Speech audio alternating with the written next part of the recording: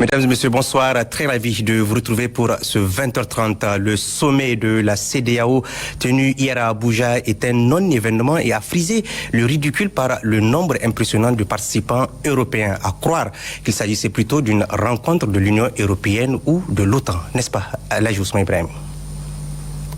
Sans surprise, la CEDEAO a reconduit les sanctions qu'elle a imposées au Niger au lendemain des événements du 26 juillet 2023. Hier, dans la grande interview qu'il a accordée à Télé Sahel, le président du Conseil national pour la sauvegarde de la patrie, chef de l'État, le général de brigade Abdraman Chani, a donné le ton par rapport à son attente.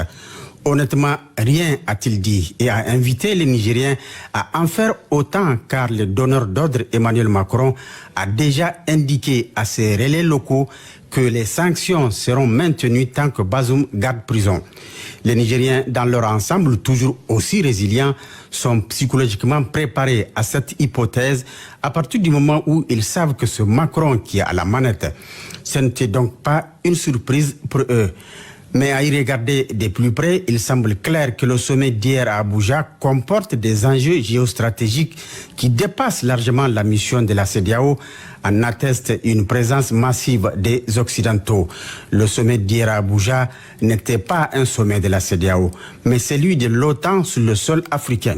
C'est un revirement spectaculaire de la stratégie occidentale qui dénote du niveau de la menace pour l'Occident que représente le plan de l'AES et surtout le soutien de la Russie. L'OTAN est apparemment prête à tout pour faire échouer ce plan. Nos États doivent donc s'y préparer en conséquence.